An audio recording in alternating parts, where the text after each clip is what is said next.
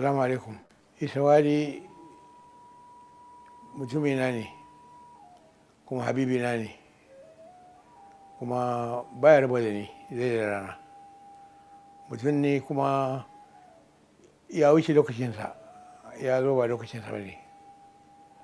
Allah ya bashi da ka'i da ilimi, bai makaranta ba, bai so ya shiga makarantar boko ba.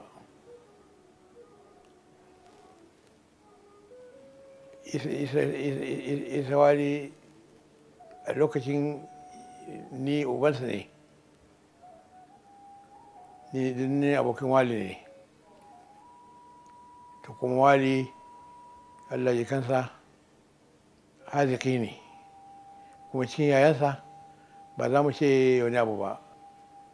Isa Wali ya tashi tsaye, mumini ne, musulmi ne, batijani ne. When he joined us, he applied and got admission into Barewa College, the Basins area. So he wanted to be going to attend their classes in Zaria at the same time doing his job. And luckily, of course, they accepted him. Now, apart from that too, he wasn't quite satisfied with the level of the education of his wife, even though she did the government girls college in Kano. So he got her admission into one of the secondary school in Kaduna. His courage and fearlessness, I think, came from his background. The background of a man who has emerged from a long line of intellectually developed family background. Yaya Isa is formally we call him. Is I think the fourth or the fifth in the seniority in the Wali family, and we are about, when our father died, we were 15. Ba abin da yake faranta min rai game da ya Isa illa san jama'a, kullum san jama'a, amma kuma duk da haka mun kai masa laifi kasancewa bai fito fili ya rama. Sign of a patriot who does something not what he gets, but what others get. Not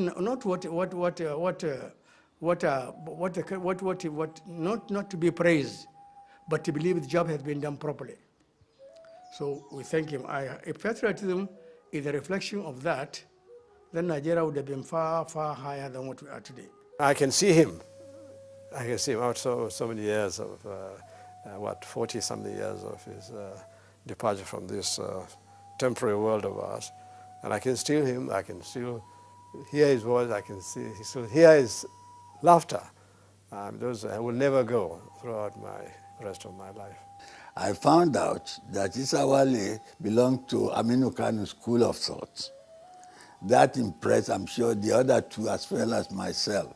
Here is a progressive northern young man who is really unique as compared with other northern friends we met earlier at the beginning of Nigeria's push for independence.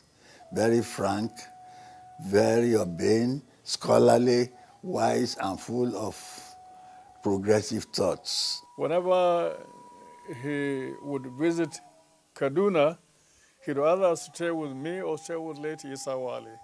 Even the government was very anxious. Why are we entertaining? Why are we close to a man like Aminu Kano? I mentioned Aminu Kano to give an idea that the sort of ideas is the late Isa Wali would be having. The second eldest brother, he was the one who had two wives, but all of us ended up with one wife, and we never married because with the articles he wrote, we felt very guilty even if we had to have a second wife, because he sold the idea, and he felt that there is a lot of injustice in this polygamy, etc., and having concubines. So somehow most of us took the idea. He was a bubbling young person, quite knowledgeable about life, and a symbol of integrity. He was everything you like in a man. He's gentle, humble, humane, friendly. Oh, it's fantastic. In ya shigo, shi da mai saurin magana ne gashi da dariya. Ko muna shan ti ko muna abu ne ina gidanta. Na je ko bisa ce la. Dan Allah ya kunyan malam kike ji shi mata. Ai sarki na ne. Mun mutanen da ne. Dan Allah ya yanzu an ci gaba ba a kunya. In ce ni ina jin kunyarsa. Allah sarki. Allah ya kansa Allah ya gafarta. One day he called me. He said, "Look, Alpha, I learned that you don't write letters to your wife constantly. You are not writing. You don't write very often. Me, when I was quoting my wife, Zainab, I write a letter every day before even waiting for reply. I send another letter. I was puzzled. I didn't know how he knew. I know my wife will not tell him. My girl who I'm going to marry will not tell him. So I thought maybe he is a shrewd observer. He observed my behavior. Or maybe his wife, Zainab, who was very close to my mother-in-law, must give him a hint. I didn't bother about finding out the source. So I looked at him. I said, "You are perfectly right. I don't write letters, but I talk." So we all laughed. We ran into laughter. He laughed and I laughed. Then the matter was closed. Na gama da shi a Ingila, da shi da Zainab. Zainab tana cikin abu ne ce, sai muka zo sai ce da ni, to, gashi nan ta dame ni wai za ta je kallon sinima. Sun ce, to ai ya sai ku je, ce ni, in ji kan kallon sinima ba za shi ba, ce je ka kai ta. To haka muka yi, na je in ɗauki Zainab na kai ta sinima, muka dawo, kaza haka. To kaga irin wannan abubuwan matarsa ce fa ce kuma matar ne ita ya ta ce da na da na so. Amma da aka ce in ji in kai ta sinima ni da kaina. I remember when I was going to Government College Kefi, a friend of mine whose father gave a Mercedes-Benz to take us to college in Kefi. Then the from Kaduna to Kefi was untarred. It was about 6 hours by a saloon car, 6 hours by road. He was very annoyed. When he was in Ghana, he called me. He said, "No, I must enter the Bola Kaja, or the public transport, which was the open trucks. And by the time you got there, you were completely brown because of the dust." And he insisted that I must go to the school with everybody, which took 9 to 12 hours. And because I was so small, the other students would put me in front with the driver where the dust would not get to me. He upheld the dignities of true Nigerian leaders wherever he was sent to, or wherever he went. You would know when he talks about Nigeria, you would think Nigeria is the best country on earth. And to us, at that time, definitely it was. During the critical period of the formation of the OAU, and we worked very closely together. His reasoning was always sound, and we enjoyed working together. Alhaji Isa Wali, as our High Commissioner, certainly was doing an exceptionally good job projecting Nigeria's image, projecting the good service that Sir Abubakar Tafa was doing in Nigeria. And as an envoy, he certainly excelled. He worked very hard, and he was able to maintain a very good relationship with most of the leaders, political leaders in Ghana, and therefore was able to improve our relationship extensively. Even his Babariga seemed to have been made specially for him. But the most important thing I think of him is that Every part of him was friendly. His eyes, unforgettable, told you, I want to be your friend. Um, when he spoke, he was dynamic, he was full of ideas. And his self-confidence and charm totally bowled me over. Well, Ambassador Issa Wali was a very, very, very amiable person. He took us in and we did things together.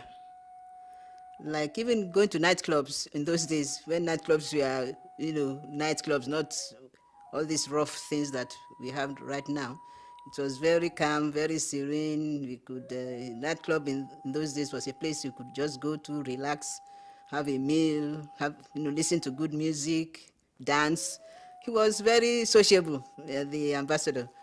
He used to love to dance and take us out, like family. Halin dai turawa ne, ko in party za su ma tare za su, in ina za su ma tare za su. There was no way you could have met the late Issa Wali without being impressed by his absolute charm and humility. He radiated so much warmth and friendliness. And even till today, just merely thinking of him gives me so much excitement. I never met anyone like him. I probably will never meet anyone like him again. He was a very practical person, not bossy. There was no air of intimidation around him. As far as he was concerned, he was just another colleague, and very friendly. So we didn't feel intimidated. I was merely a third secretary at the High Commission. Imagine the gap between the High Commissioner and myself. Without notice, the High Commissioner would just drop in.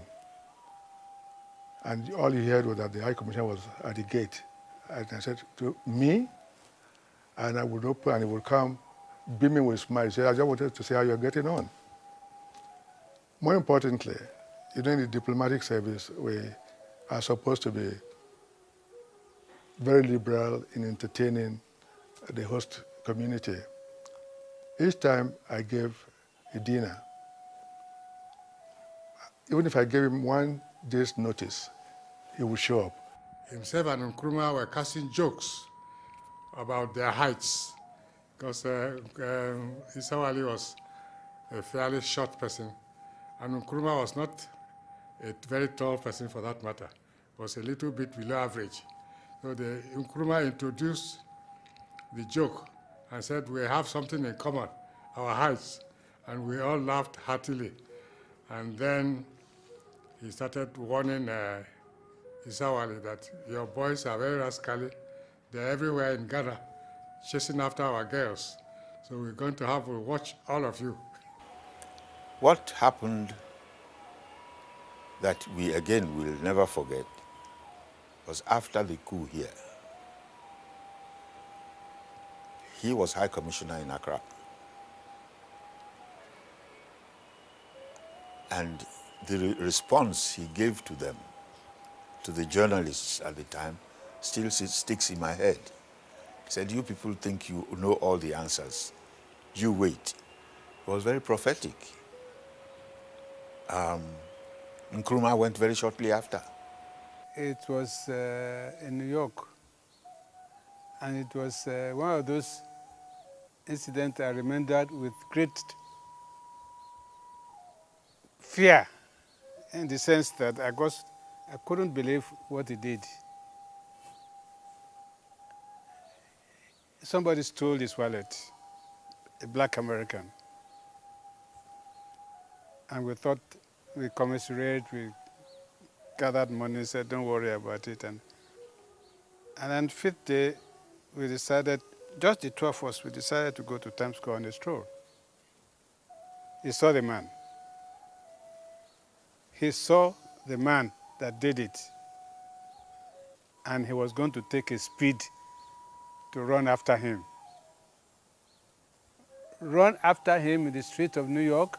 I said, look, Issa, they're going to kill both of us. There's no doubt about it in my mind.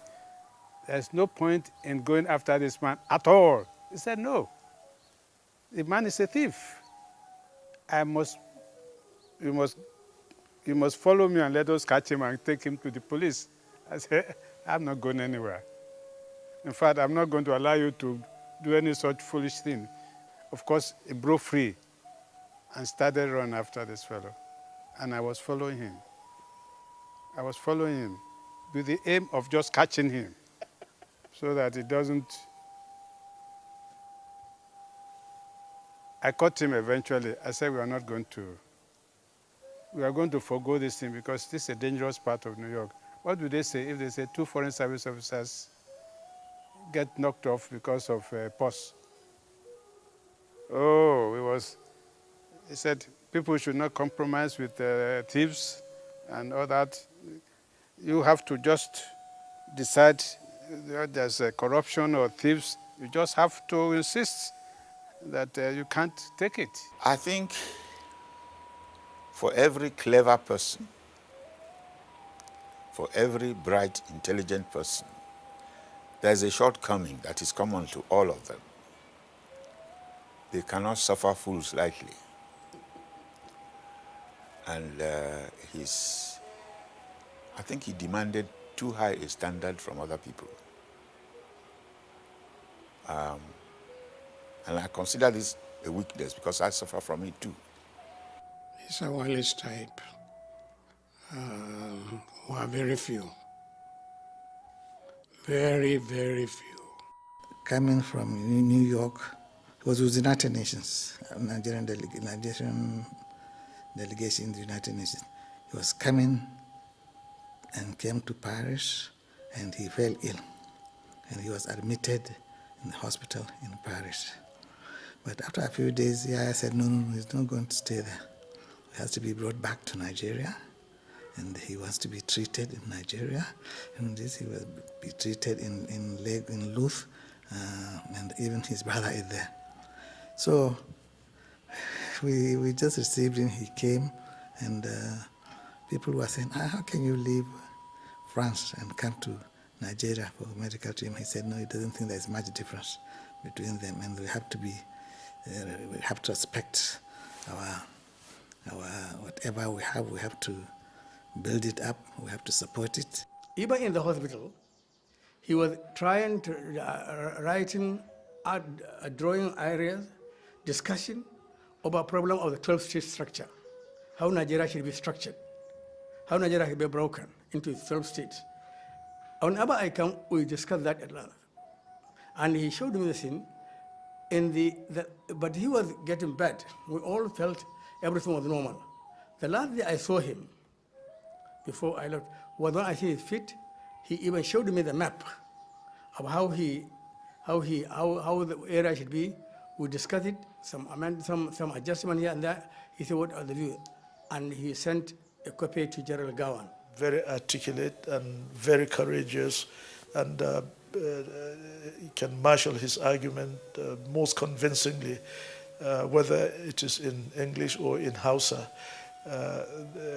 He is there, and I can still remember that smallish looking man, but I can assure you big, very big in the head and also in the heart, and his love for Nigeria, and of course the love for the North. He drew a map. He was working on it. He then sent me a note of congratulations that he wanted 6 or 12 states, provided Kano is one of them. On the eve of his death, I went to visit him. I did not know he was leaving us. We spoke for more than 40 minutes. And all he was concerned with was the future of Nigeria and the future of his own family. Na zaune a gidana nan a Gidado Road. Sai ga da yana Ibi da Abbas. Sun zo suka ce da ni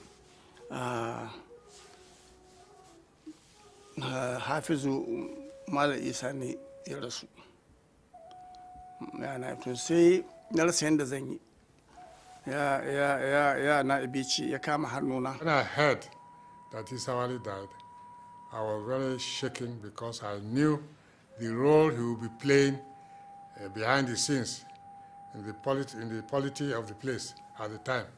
He will be one of the advisors of government, giving political advice to government on what Northerners should do as the country was being threatened with disintegration. I think if he had lived, perhaps the history of Nigeria would be slightly different. أعوذ بالله السميع العليم من الشيطان الرجيم بسم الله الرحمن الرحيم. Those who knew him would bear witness that among his many virtues, late Ambassador Isa Wali was a strong advocate and champion of women and children program. This much is evident in several intellectual engagements he was involved in.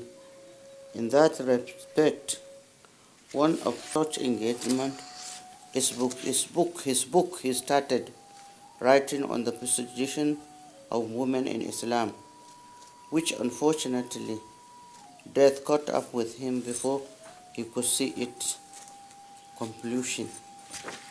He was someone who, true to his religion, conviction, and philosophy, was always in the vanguard when it comes to giving women their due, no matter what situation he found himself. As his children have followed into the footsteps of their father, I pray that Almighty God shall make their own children follow into their footsteps also.